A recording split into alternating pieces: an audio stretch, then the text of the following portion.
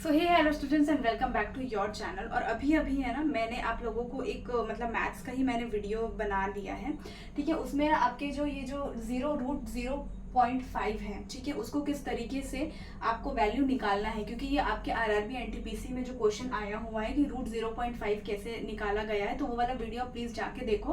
और अभी ये जो वीडियो है वो हमारा चलने वाला है बायोलॉजी का। तो बायोलॉजी का फर्स्ट जो लेक्चर है, वीडियो है, वो हमारा हो चुका है और वो बायोलॉजी के इंट्रोडक्शन में ही हुआ है। यानी कि हमने पिछले जो लेक्चर हुआ है हमारा बायोलॉजी का, वो हमने इसमें उसमें हमने ये पढ़ा था कि भाई बायोलॉजी जो वर्ड है वो कहाँ से आया हुआ है, उसके जो पिता है, फादर ऑफ बायोलॉजी कौन है, ठीक है, उन्होंने क्या किया था। फिर मैंने ये पढ़ा था कि भैया फिर ये जूलॉजी क्या होती है, बोटैनी क्या होती है, उनके फादर कौन कौन है, ये सारी चीज़ें हमने पढ़ी हुई है।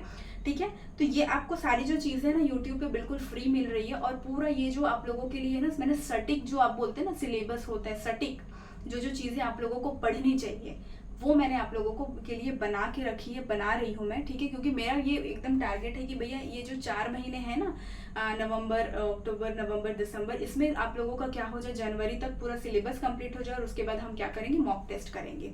ठीक है, तो हम यहाँ पे देख लेते हैं कि हमने पिछले जो हमारा जो लेक्चर हुआ था उसमें हमने क्या क्या पढ़ा था। कि हमने पढ़ा था भैया ये जो बायो वर्ड है, बायोलॉजी जो वर्ड है वो कहाँ से आया हुआ है, ग्रीक वर्ड है एक।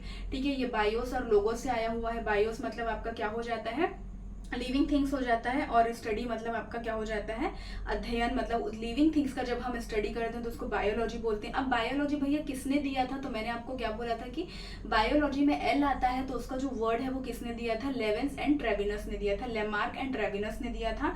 और वो कब दिया था, 1802 में दिया था। फिर हमने और पिछले जो हमारे लेक्चर उसमें ये पढ़ा था कि फादर ऑफ बायोलॉजी हम किसको बोलते हैं, तो फादर ऑफ बायोलॉजी एरिस्टोटल है, एंड फादर ऑफ जूलॉजी भी क्या है, एरिस्टोटल ही है।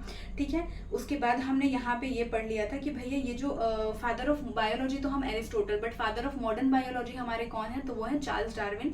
और चार्ल्स डार्विन इसलिए आप लोगों को याद रखना है, इसलिए इंपॉर्टेंट है क्योंकि चार्ल्स डार्विन ने इवोल्यूशन थ्योरी दी थी। ठीक है, ये आपको समझ में आ गया। ठीक है, उसके बाद हमने क्या पढ़ा था कि भैया ये जो बायोलॉजी है वो 2 पार्ट में बटी हुई है, जूलॉजी एंड बोटैनी। तो जूलॉजी के जो पिताजी हैं वो एरिस्टोटल ही हैं। ठीक है, उसके बाद हमने ये देखा था कि उन्होंने 500 बुक्स के ऊपर क्या किया था, रिसर्च किया था। ठीक है, तो और उस बुक का क्या नाम था, हिस्टोरिका एनिमेलिया था। ठीक है, फिर हमने देखा था कि भाई बोटैनी जो होता है, बोटैनी का मतलब क्या होता है, जब हम प्लांट्स की स्टडी करते हैं, प्लांट्स को हम दूसरे और वर्ड में क्या बोलते हैं, फाइटो बोलते हैं, फाइटोलॉजी भी बोलते हैं, वो हमने देखा था। ठीक है, और बोटैनी के जो पापा हैं वो कौन है, थियोजोफेरेटस। अब ये मुझे याद क्यों है, क्योंकि बोटैनी में टी में क्या आ रहा है, टी आ रहा है, बोटैनी, और थियोजोफेरेटस की भी स्पेलिंग टी से स्टार्ट होती है। ठीक है, अब यहाँ पे हमने देखा था कि भैया इन्होंने भी, जो थियोजोफेरेटस है उसने भी 500 प्लांट्स के ऊपर क्या किया था, रिसर्च किया था। और उसने भी एक बुक लिखी थी, उसका नाम था क्या बोलते हैं, हिस्टोरिका प्लानिटेरियम। ठीक है, अब हमको ये जानना था कि फादर ऑफ मॉडर्न बोटैनी कौन है, तो भैया फादर ऑफ मॉडर्न बोटैनी जो है वो कौन है, तुम्हारे कार्ल्स लिनियस है। अब लिनियस लास्ट में एस आ रहा है, तो आपको ये ध्यान में रखना था कि वो स्वीडन में पैदा हुए हैं। ठीक है, और कार्ल लिनियस इतना इंपॉर्टेंट क्यों है, क्योंकि उन्होंने क्या दिया है, टेक्सोनॉमी, फादर ऑफ टेक्सोनॉमी भी उन्हें बोला जाता है, and father of binomial nomenclature भी बोला जाता है।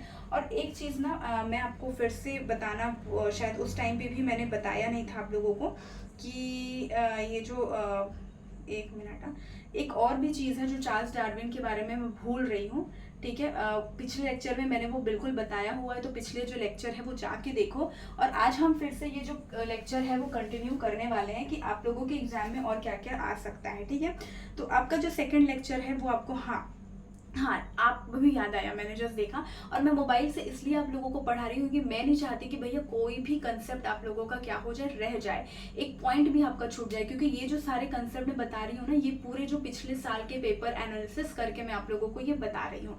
तो क्या बोलते हैं, चार्ल्स डार्विन ने ना एक बुक लिखी थी। ठीक है, उसका नाम क्या था, origin of species. And Charles Darwin कौन है, आपके फादर, इवोल्यूशन थ्योरी भी दी थी, मतलब इसलिए ये चार्ल्स डार्विन जो है वो इंपॉर्टेंट है। और चार्ल्स डार्विन ने ये भी बताया था कि भैया हम सिंपल ऑर्गेनिजम्स को कॉम्प्लेक्स ऑर्गेनिजम्स में कैसे कन्वर्ट कर सकते हैं, या वो कैसे कन्वर्ट होता है।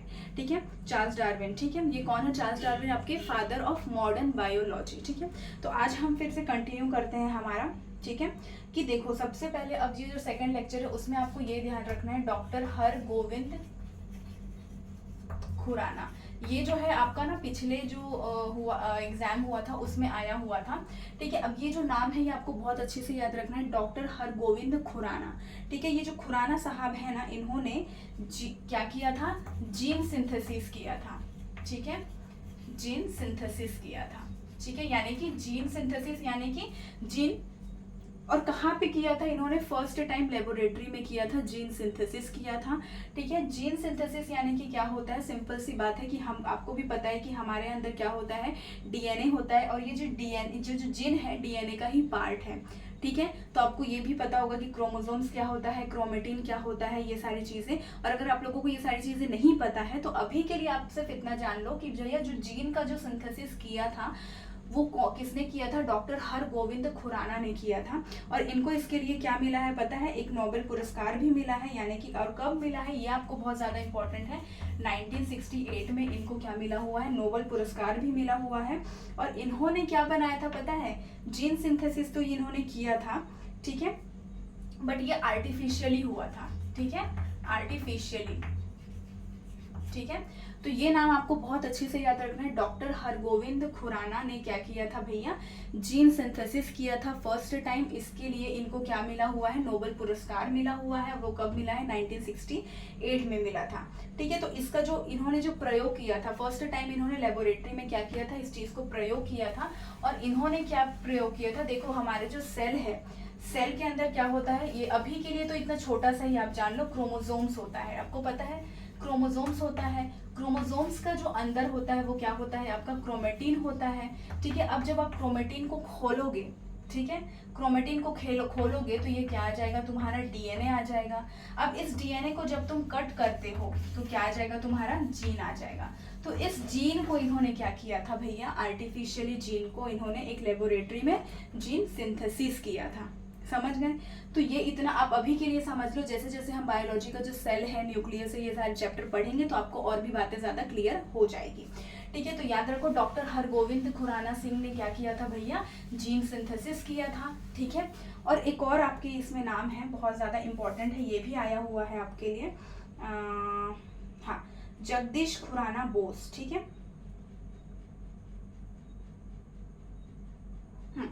ठीक है, ये भी आपको नाम याद रखना है, जगदीश खुराना बोस। ठीक है, अब ये जो जगदीश जी है ना, ये बहुत ज्यादा क्या है, मतलब आप कह सकते हैं कि बदकिस्मत है।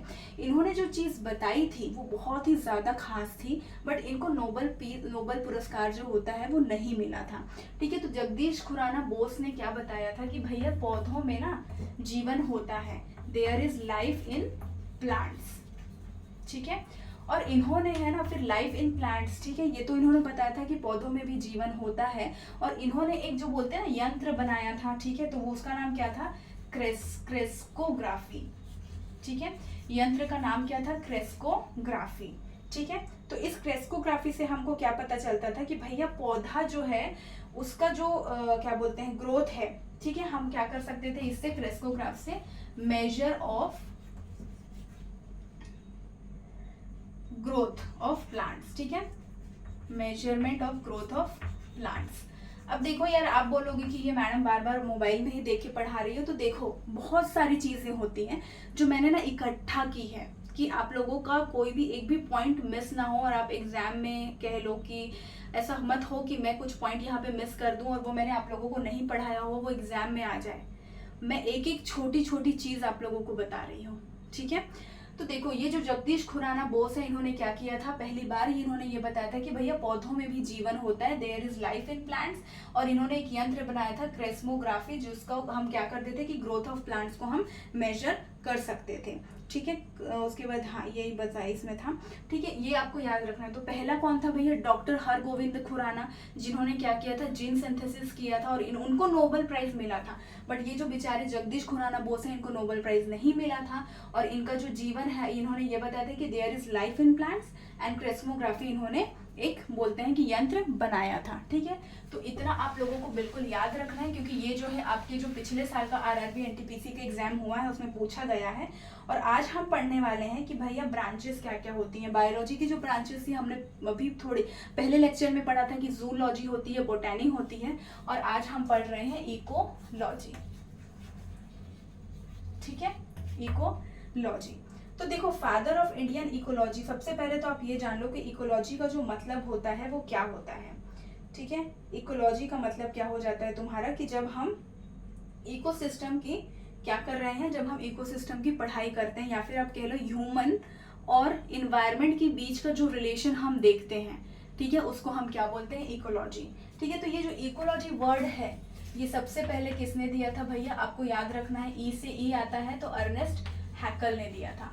ठीक है, अब भैया स्पेलिंग जो है वो मेरी गलत हो सकती है, क्योंकि मुझे आप लोगों का जो ये है क्या बोलते हैं, आप कह सकते हैं जो सिलेबस है वो भैया 3-4 महीने में पूरा कंप्लीट करना है, चाहे वो मैथ्स का हो, रीजनिंग का हो, साइंस का हो, फिर मुझे स्टैटिक जीके भी पढ़ाना है, ठीक है, जनरल साइंस भी पढ़ाना है, ये जो मैं पढ़ा रही हूँ। तो भैया स्पेलिंग जो है वो आप लोग बिल्कुल ध्यान मत दीजिएगा। ठीक है, इकोलॉजिस्ट को किसने दिया था, आपको याद रखना है, ई से अर्नेस्ट हैकल ने दिया था। ठीक है, इसका जो वर्ड है वो किसने दिया था, तुम्हारा अर्नेस्ट हैकल ने दिया था। बट इसके जो फादर हैं, ठीक है, इकोलॉजी के जो फादर हैं वो कौन है, तुम्हारे एजी टांसले है। कौन है, एजी टांसले हैं। ठीक है, तो ये आपको याद रखना है कि इकोलॉजी जो वर्ड है वो किसने दिया था, अर्नेस्ट हैकल ने। इसके जो फादर हैं वो कौन है, एजी टांसले हैं। और अगर ये तो वर्ल्ड के फादर हैं, अगर कोई हमको पूछे भैया इंडियन फादर कौन है इसके इकोलॉजी के, तो आप क्या कहोगे, रामदेव मिश्रा। ये भी आपको बहुत याद रखना है, क्योंकि ये रामदेव मिश्रा से है ना क्वेश्चन बहुत बार फंसा हुआ है। ठीक है, तो डायरेक्ट क्वेश्चन पूछता है कि who is the Indian father of ecology, तो रामदेव मिश्रा आपको ये बता देना है। ठीक है, रामदेव मिश्रा हो गया। ठीक है, उसके बाद देखो यहाँ पे एक और चीज आप लोगों को इससे रिलेटेड जो है वो पूछी जाती है। तो भैया पहली इकोलॉजी रिसर्च इंस्टीट्यूट कहाँ पे है। ठीक है, इकोलॉजी रिसर्च इंस्टीट्यूट कहाँ पे है, ये क्वेश्चन आया हुआ है। तो ये कहाँ पे है, हमारी बेंगलुरु में है। ठीक है, बेंगलुरु में है। ठीक है, ये आपको इतना ध्यान में रखना है। तो देखो फिर से हम पढ़ लेते हैं कि क्या क्या है। देखो सबसे पहले हमने क्या पढ़ा कि भैया डॉक्टर हरगोविंद खुराना ने क्या किया, जीन को उन्होंने सिंथेसाइज किया था पहली बार। ठीक है, फिर हमने सेकंड क्या पढ़ा, जो हमारे क्या बोलते हैं, क्या नाम था यार इनका, जगदीश चंद्र बोस है, उन्होंने क्या किया था, एक यंत्र बनाया था क्रेस्मोग्राफी, जिसमें कि हम ग्रोथ ऑफ प्लांट्स को मेजर कर सकते थे। और उन्होंने पहली बार ये बताया था कि भैया प्लांट्स में क्या होता है, जीवन होता है। अब ये इकोलॉजी क्या होता है, देखो इसका जो वर्ड है वो किसने दिया है, अर्नेस्ट हैकल ने दिया है। ठीक है, अब इसके जो फादर हैं वो कौन है, तुम्हारे एजी टांसले है। तो आपको याद रखना है वाई आता है, इसके भी नाम में वाई आता है। ठीक है, AG Tansley and father of Indian ecology अगर कोई बोलेगा तो वो कौन सा है, रामदेव मिश्रा है। ठीक है, अब इकोलॉजी रिसर्च इंस्टीट्यूट हम कहाँ पे अगर बात करेंगे तो वो कहाँ पे है, आपका इकोलॉजी रिसर्च इंस्टीट्यूट आपका बैंगलोर में है। ठीक है, अब हम देख लेते हैं कि बहुत सारी ना आप लोगों के इसमें स्टडी आती है। ठीक है, जैसे हम बोलते हैं ना कि अगर हम हनी बीज का कल्टीवेशन करते हैं तो हम उसको क्या बोलते हैं। ठीक है, अगर हम सपने की, जैसे ड्रीम्स होते हैं, ड्रीम्स की अगर हम स्टडी कर रहे हैं तो उसको क्या बोलते हैं। तो ये आप लोगों के जो एग्जाम में बहुत ज़्यादा आता है, तो इसलिए हम एक एक करके उसको देखते हैं। और वीडियो को ना पूरा एंड तक देखना प्लीज़, क्योंकि मैं आप लोगों को है ना वही इन्फॉर्मेशन ला के दे रही हूँ जो आपके एग्जाम में आने वाली है, फंसने वाली है। ठीक है, तो देखो ये हो जाता है तुम्हारा फर्स्ट।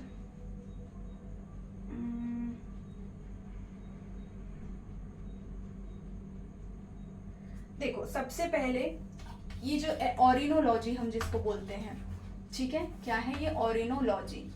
ऑरिनोलॉजी मतलब क्या होता है, स्टडी ऑफ ड्रीम्स। ठीक है, जब कोई ड्रीम्स के बारे में, सपनों के बारे में पढ़ाई करता है तो वो क्या हो जाता है, ऑरिनोलॉजी। ठीक है, अब आपको ये ऑरिनोलॉजी कैसे याद रहेगा, और आर आ रहा है और भैया यहाँ भी आर आ रहा है, यानी कि जो है देखो सेकंड में ही यहाँ पे भी आर आ रहा है और सेकंड में यहाँ पे भी आर आ रहा है, तो आपको याद हो जाएगा स्टडी ऑफ ड्रीम्स को हम क्या बोलते हैं, ऑरिनोलॉजी। ठीक है, फिर आपका सेकंड आ जाता है भैया लिम्नोलॉजी। ठीक है, लिम्नोलॉजी। ठीक है, अब ये जो लिम्नोलॉजी है ये क्या हो जाता है, study of ponds and lakes.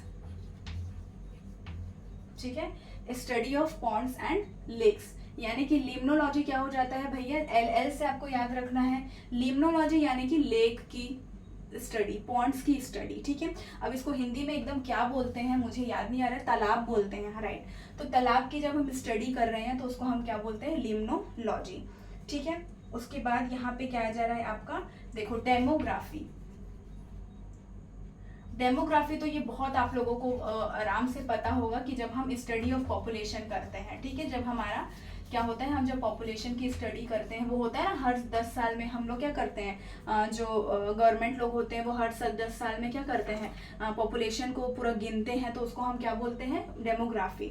ठीक है, उसके बाद क्या आ जाता है यहाँ पे, फोर्थ आपका क्या आ जाता है, डेंड्रोलॉजी। ठीक है, डेंड्रोलॉजी। अब डेंड्रोलॉजी क्या हो जाता है भैया, स्टडी ऑफ श्रब्स।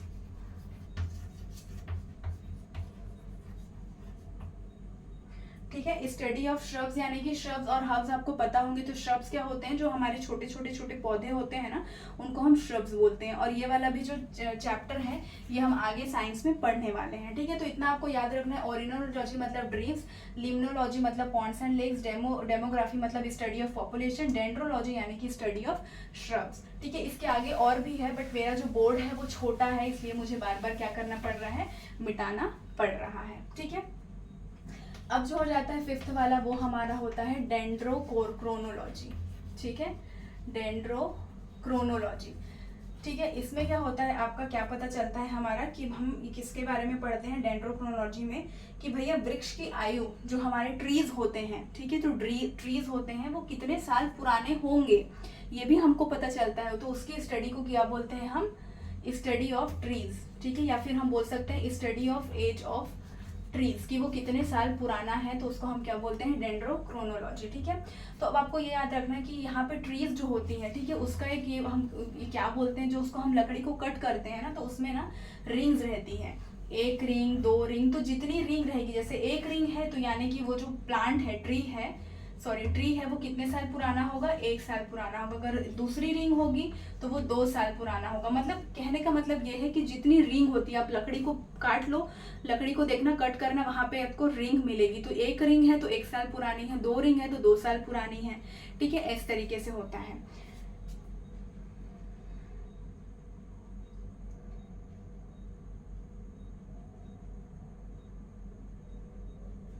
और एक यहाँ पे एनिमल्स की भी होती है भैया, जो एनिमल्स के जो पाँव होते हैं ना, तो वो भी हम देख सकते हैं कि भैया जिसमें जैसे रिंग होती है, तो उसमें उनमें क्या होती है कि 2 साल में 1 रिंग बनता है। ठीक है, एनिमल्स का मैं जस्ट ऐसे ही आप लोग को बता रही हूँ कि ट्रीज का तो क्या होता है कि भैया 1 साल में अगर 1 रिंग आपको दिख रही तो वो 1 साल पुराना है, 2 रिंग तो 2 साल पुरानी। बट एनिमल में क्या होता है, 2 साल में एक बार उनका क्या बनता है भैया, रिंग बनता है। ठीक है, तो इसको हम क्या बोलते हैं, स्टडी ऑफ एज ऑफ, अगर हम ट्रीज की बात करेंगे तो डेंड्रोक्रोनोलॉजी। ठीक है, उसके बाद यहाँ पे और आप लोगों का होगा एंटेमोलॉजी। ठीक है, एंटेमोलॉजी यानी कि स्टडी ऑफ इंसेक्ट्स। ठीक है, स्टडी ऑफ इंसेक्ट्स, जब हम क्या, जीव जंतु की जब हम पढ़ाई कर रहे हैं, स्टडी कर रहे हैं, तो उसको हम क्या बोलते हैं, एंटेमोलॉजी। ठीक है, अब ये जो है आप लोगों को मैं ये फिर देखो इसिथोलॉजी। ठीक है, तो ये भी आप लोगों को याद रखना है। इसिथोलॉजी मतलब स्टडी ऑफ फिशेस को हम क्या बोलते हैं, इसिथोलॉजी। ठीक है, 8 क्या हो जाता है, ऑर्निथोलॉजी। ठीक है, ऑर्निथोलॉजी, तो ये क्या हो जाता है आपका, स्टडी ऑफ बर्ड्स। ठीक है, स्टडी ऑफ बर्ड्स। ठीक है, और आप लोगों को यहाँ पे एक याद रखना है कि भैया बर्ड मैन ऑफ इंडिया किसको हम बोलते हैं। देखो, तो बर्ड मैन ऑफ इंडिया कौन है हमारा, एक सलीम अली है। ठीक है, सलीम अली। ठीक है, तो डेंड्रोकोलॉजी मतलब स्टडी, हम एज इस ट्रीज की, पेड़ की जब हम क्या करते हैं, एज को हम जान सकते हैं, तो वो किससे जान सकते हैं, डेंड्रोक्रोनोलॉजी से। एंटोमोलॉजी मतलब क्या, स्टडी ऑफ इंसेक्ट्स। ठीक है, इसिथोलॉजी मतलब फिशेस की ये करना। ठीक है, फिर ऑर्निथोलॉजी मतलब स्टडी ऑफ बर्ड्स, और बर्ड मैन ऑफ इंडिया, ये आपको याद रखना है, सलीम अली है। ठीक है, सलीम अली है। यार बहुत प्रॉब्लम हो रहा है, मतलब मोबाइल में तो मैं देख देख के मतलब ऐसा हो रहा है कि मोबाइल कहीं बंद ना हो जाए, फिर मुझे ओपन करना पड़ेगा तो टाइम चला जाएगा, तो मुझे ही बार बार उसको टच करना पड़ रहा है। ठीक है, अब ये आप लोगों के लिए बहुत इंपॉर्टेंट है, माइकोलॉजी। ठीक है, माइकोलॉजी हम किसको बोलते हैं पता है, स्टडी ऑफ फंगी। ठीक है, तो ये जो एक है आपको यही ध्यान में रखना है, और एक है आपका फाइकोलॉजी। ठीक है, फाइकोलॉजी, तो ये भी आपको याद रखना है, फाइकोलॉजी यानी कि स्टडी ऑफ एल्गी। ठीक है, स्टडी ऑफ एल्गी। तो ये जो 2 है ना, ये आपको बहुत इंपॉर्टेंट है, याद रखना है, बहुत बार क्वेश्चन में आइए, आप जो क्वेश्चन पेपर है उसमें पूछा गया है। स्टडी ऑफ फंगी, माइकोलॉजी मतलब आप क्या याद रखो पता है, MF, स्टडी ऑफ माइकोलॉजी। ठीक है, fungi, and study of PA की स्टडी फाइकोलॉजी एंड एल्गी, ठीक है। तो ये दोनों तो आप बिल्कुल ध्यान में रख लो। स्टडी ऑफ माइकोलॉजी यानी कि फंगी का होता है, स्टडी ऑफ फाइकोलॉजी मतलब एल्गी का होता है, ठीक है। अब और क्या है हमारा, हाँ एक और हमारा बच जा रहा है, मतलब इसमें है यार बहुत सारे, देखो है बहुत सारे, एक एक करके मैं आप लोगों को पढ़ा रही हूँ, मतलब आपको किसी और दूसरे की जगह झांकने की भी जरूरत नहीं है, ठीक है। पैलिएंटोलॉजी, पैलिएंटोलॉजी, ठीक है। पैलिएंटोलॉजी मतलब क्या हो जाता है आपका, जब हम किसकी पढ़ाई कर रहे हैं, स्टडी ऑफ फॉसिल फ्यूल या फिर स्टडी ऑफ फॉसिल, ठीक है। अब ये जो पैलिएंटोलॉजी है ना, ये एक इसको किसने दिया है, विंसी ने। इसका जो फादर है वो कौन है भैया, विंसी है। ये इतना इंपॉर्टेंट नहीं है, बट ये इंपॉर्टेंट है कि भैया स्टडी ऑफ फॉसिल मतलब क्या हो जाता है, पैलिएंटोलॉजी। स्टडी ऑफ फॉसिल मतलब पैलिएंटोलॉजी, ठीक है। अब हम क्या करते हैं, हाँ आपके और भी है इसमें, ठीक है। स्टडी ऑफ पैलिएंटोलॉजी मतलब स्टडी ऑफ फॉसिल, ठीक है। और भी यहाँ पे दिया हुआ है, ठीक है। देखो मैं देख लेती हूँ। डेमोग्राफी मतलब मैंने पढ़ा दिया है कि study of population, entomology study of insects, ichthyology होता है study of fishes, ornithology study of birds, mycology मैंने क्या बताया था, एफ फंगी, ठीक है। अब देखो एक होता है तुम्हारा डीप इकोलॉजी, जो हमें इकोलॉजी में पढ़ना चाहिए था, ठीक है। तो इकोलॉजी किसने दिया है, मैंने आपको क्या बोला था, इकोलॉजी ई से अर्नेस्ट हैकल ने वर्ड दिया है, बट इसके फादर कौन है भैया, एजी टांसले हैं। बट डीप इकोलॉजी भी हमने देखा है कि डीप इकोलॉजी क्या होता है तुम्हारा, एक तरीके से क्या होता है डीप इकोलॉजी, ये किसने दिया है, अर्नेस्ट नीस ने दिया है, ठीक है। ये याद रखना है, अर्नेस्ट नीस ने दिया है, ठीक है। इकोलॉजी भैया किसने दिया था आपका, अर्नेस्ट हैकल ने दिया था। डीप इकोलॉजी भी अर्नेस्ट ने ही दिया है, बट नीस ने दिया है, ठीक है। ये आप याद रखो। अब यहाँ पे बस थोड़ा सा और 5 मिनट का और ये लेक्चर होगा, उसके बाद हम इसको खत्म कर देंगे, ठीक है। क्या होता है देखो, बहुत सारे कल्चर होते हैं, ठीक है। एपीकल्चर, ठीक है। एपीकल्चर क्या होता है तुम्हारा, जब हम रेयरिंग ऑफ हनी बीज करते हैं, यानी कि जो हम आपने देखा है ना मधुमक्खी के छत्ते की क्या होती है, इसका भी बहुत लोग क्या करते हैं, व्यापार करते हैं। आप लोगों के घरों में देखना जो मधुमक्खी के छत्ते होते हैं वो डायरेक्टली कोई लोग बेचने आते हैं, तो उसके जो रेयरिंग करते हैं उसको हम क्या बोलते हैं, एपीकल्चर बोलते हैं। सॉरी मेरा जो चौक है ना वो खत्म हो गया है, ठीक है। एपीकल्चर बोलते हैं, ठीक है। वैसे ही हम क्या बोलते हैं, पीसीकल्चर, यानी कि क्या हो जाता है आपका, जब हम क्या कर रहे हैं, फिश की स्टडी कर रहे हैं, ठीक है। तो ये आपको ध्यान में रखना है बिल्कुल, ठीक है। सिल्वी कल्चर क्या हो जाता है तुम्हारा, प्रोडक्शन ऑफ सिल्क, ठीक है। Silvi culture production of silk. और एक होता है तुम्हारा सेरीकल्चर, तो ये सेरीकल्चर क्या हो जाता है तुम्हारा, सेरीकल्चर क्या हो जाता है तुम्हारा, जब हम क्या कर रहे हैं, कल्टीवेशन ऑफ सिल्क वॉर्म की कल्टीवेशन कर रहे हैं, ठीक है। उसके बाद तुम्हारा क्या हो जाता है, हॉर्टिकल्चर क्या हो जाता है, जब तुम क्या कर रहे हो, फ्लावर की कल्टीवेशन ऑफ प्लांट्स कर रहे हो, ठीक है। कल्टीवेशन ऑफ प्लांट्स कर रहे हो, ठीक है। हॉर्टिकल्चर ये हो गया। मॉरिकल्चर क्या होता है, देखो याद रखो, मॉरिकल्चर क्या होता है, जब हम मरीन एनिमल्स की कल्टीवेशन कर रहे हैं। तो मरीन, अगर देखो मरीन मॉरी MM आ रहा है तो वो आपको याद रखना है, ठीक है। उसके बाद तुम्हारा विटीकल्चर आ जाता है, तो विटीकल्चर ये बहुत ज़्यादा इंपॉर्टेंट है। विटीकल्चर यानी कि जब हम तुम ग्रेप्स की खेती कर रहे हो। अब ग्रेप्स कहाँ पे सबसे ज़्यादा होते हैं, इंडिया में नासिक में होते हैं, जो कि महाराष्ट्र में है। तो आपको याद रखना है कि विटीकल्चर यानी कि ग्रेप्स नासिक में होता है, ठीक है। ग्रेप्स की खेती सबसे ज़्यादा कहाँ होती है भैया, नासिक में होती है। फिर आ जाता है आपका पॉमीकल्चर, ठीक है। अब ये जो पॉमीकल्चर है ये तुम्हारा क्या हो जाता है, इसका मतलब रेयरिंग ऑफ अर्थवॉर्म, ठीक है। अर्थवॉर्म का जब हम क्या कर रहे हैं, पॉमीकल्चर, ठीक है। तो यहाँ पे जगह कम पड़ रही है तो आप एक बार देख लो। एपीकल्चर हनी ऑफ बीज होता है, पीसीकल्चर फिश का होता है, सिल्वीकल्चर क्या होता है, सिल्क का होता है, सेरीकल्चर क्या होता है, सिल्क वॉर्म का होता है, हॉर्टिकल्चर जब हम किसकी खेती कर रहे हैं, प्लांट की कर रहे हैं, मॉरिकल्चर यानी कि मरीन एनिमल्स की, ठीक है। वेटिकल्चर यानी कि नासिक में जो ग्रेप्स हैं उसकी। पॉमीकल्चर आपको याद रखना है, पॉमीकल्चर यानी कि अर्थवॉर्म की क्या कर रहे हैं, हम खेती कर रहे हैं, ठीक है। या फिर रेयरिंग हम बोल सकते हैं, ठीक है, रेयरिंग ऑफ।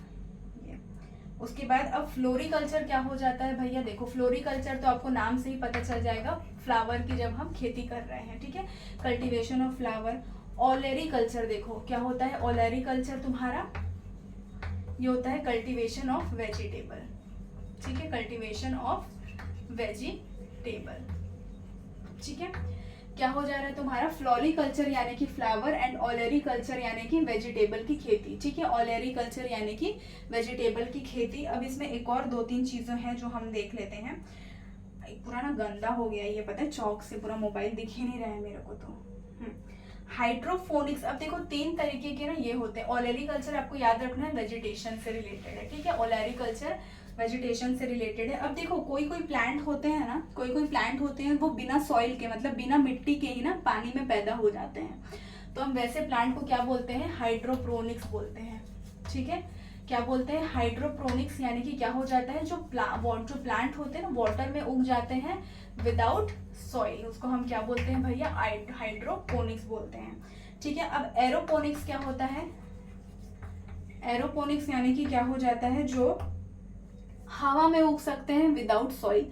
ठीक है, जो हवा में उग जाते हैं विदाउट सॉइल, बिना मिट्टी के भी ये उग जाते हैं। ठीक है, एयर की मदद से। और एक होता है तुम्हारा गेरेंटोलॉजी। ठीक है, गेरेंटोलॉजी। ठीक है, तो गेरेंटोलॉजी क्या हो जाता है, इसका स्टडी ऑफ ओल्ड एजेस। ठीक है, स्टडी ऑफ ओल्ड एजेस। ठीक है, गेरेंटोलॉजी मतलब क्या हो जाता है, स्टडी ऑफ ओल्ड एजेस। तो अब एक बार हम क्या करते हैं, इस क्लास में हमने और क्या क्या पढ़ा है, हम फिर ये क्लास खत्म कर देते हैं। ठीक है, सबसे पहले हमने जगदीश चंद्र बोस के बारे में पढ़ा है कि क्या करता है, क्या किया है उन्होंने ये बताया कि भैया प्लांट में, पौधों में जिंदगी होती है, उन्होंने क्रेस्कोग्राफी बनाया हुआ है। ठीक है, फिर हमने पहले क्या पढ़ा था, फिर क्या बोलते हैं, डॉक्टर हरगोविंद खुराना जो है वो उन्होंने क्या किया है भैया, जीन का सिंथेसिस किया है। अब हमने ये भी पढ़ा था कि कौन सा इंस्टीट्यूट है वो, इकोलॉजी रिसर्च इंस्टीट्यूट कहाँ पे है, तो वो बेंगलुरु में है। ठीक है, उसके बाद उसके जो हमने पढ़ा था, इकोलॉजी को जो वर्ड है वो किसने दिया है आपका, इकोलॉजी से से अर्नेस्ट हैकल ने दिया है। उसके जो फादर हैं वो H.E. टांसले हैं। और इंडियन फादर कौन है उसके, तो भैया वो है तुम्हारे रामदेव मिश्रा। ठीक है, उसके बाद हमने यहाँ पे क्या पढ़ा था, डीप इकोलॉजी, जो इससे पहले हमने पढ़ा था कि डीप इकोलॉजी का जो वर्ड है वो किसने दिया, फादर कौन है डीप इकोलॉजी की, तो अर्नेस्ट ही है, बट नीस है, नीस उसका ये है क्या, अब वीडियो है, अगर आपको नहीं याद आ रहा है तो फिर से वापस जाके देखो। ठीक है, उसके बाद हमने पढ़ा कि ऑरिनोलॉजी क्या होता है भैया, ड्रीम्स की होती है। ठीक है, लिम्नोलॉजी लेक्स की होती है, पॉन्ड्स की होती है, डेंड्रोलॉजी क्या होती है। ठीक है, ये सारी चीजें हमने पढ़ी। इसिथोलॉजी मतलब क्या होता है, फिशेस की होती है। एंटोमोलॉजी इंसेक्ट्स की होती है पढ़ाई। ऑर्निथोलॉजी क्या हो जाती है, बर्ड की होती है। फिर इसमें इंपॉर्टेंट ये था कि बर्ड मैन ऑफ इंडिया कौन है, तो कौन है भैया, सलीम अली है। माइकोलॉजी MF फंगी का पढ़ाई होता है। फाइकोलॉजी क्या होता है, PALG का पढ़ाई हो जाता है। ठीक है, उसके बाद पैलेंटोलॉजी क्या होता है, जब हम फॉसिल फ्यूल्स की पढ़ाई कर रहे हो। ठीक है, तो वो होता है। उसके बाद उसको ये किसने दिया है भैया, आपका विंसी ने दिया हुआ है। ठीक है, उसके फादर। फिर हमने पढ़ा कि आपका क्या बोलते हैं, एपीकल्चर क्या होता है, तो जब हम मधुमक्खी की खेती कर रहे हैं। PC कल्चर क्या होता है, फिशेस की पढ़ाई होता है। सिल्वीकल्चर क्या होता है, तुम्हारा प्रोडक्शन ऑफ सिल्क होता है। सेरीकल्चर क्या हो जाता है, तुम्हारा रेयरिंग ऑफ सिल्क वॉर्म होता है। ठीक है, हॉर्टिकल्चर यानी कि क्या हो जाए, प्लांट्स की जब हम खेती कर रहे हैं। मॉरिकल्चर मरीन एनिमल्स जो पानी में रहते हैं उनकी खेती कर रहे हैं। विटिकल्चर यानी कि ग्रेप्स की जब हम खेती कर रहे हो, ग्रेप्स सबसे ज्यादा कहाँ होता है, नासिक महाराष्ट्र में होता है। पॉमिकल्चर क्या होता है भैया, अर्थवॉर्म की खेती कर रहे हैं। फ्लोरिकल्चर फ्लावर की कर रहे हैं। ओलेरिकल्चर क्या होता है तुम्हारा, जब हम वेजिटेशन कर रहे हैं। ठीक है, वेजिटेबल्स की जब हम खेती कर रहे हैं। अब जो यहाँ पे हमको ये भी मैंने आपको पढ़ाया कि भैया कोई कोई प्लांट्स होते हैं ना जो विदाउट सॉइल, विदाउट मिट्टी, खुद पानी में उग जाते हैं, तो हम उनको क्या बोलते हैं, हाइड्रोपोनिक्स बोलते हैं। जो हवाओं में उग जाते हैं उसको हम एरोपोनिक्स बोलते हैं। और गेरेंटोलॉजी क्या होता है, जब हम स्टडी ऑफ ओल्ड एजेस करते हैं। तो आप लोगों को आई होप ये सब बहुत अच्छे से समझ में आया होगा। ठीक है, तो इस अब जो है मैथ्स का भी मैं चैप्टर जो है आपका पर्टिकुलर वाइज में लेके आऊंगी, तो वो वाला भी आप लोग जरूर देखो। बिल्कुल फ्री है यार, यूट्यूब पे देखो, करो और पढ़ो, देखो, लिखो, और भैया RRB NTPC में तो दे दो यार, तुम्हारा सिलेक्शन पक्का है। और मैं ये हवा में बात नहीं कर रही हूँ। ठीक है, मैं ये हवा में बात नहीं कर रही हूँ। आप अगर एक एवरेज स्टूडेंट भी हो ना तो भी आप उसको निकाल लोगे। तो आज के लिए इतना ही, तब तक के लिए श्री शिवाय, नमस्तुभ्यम।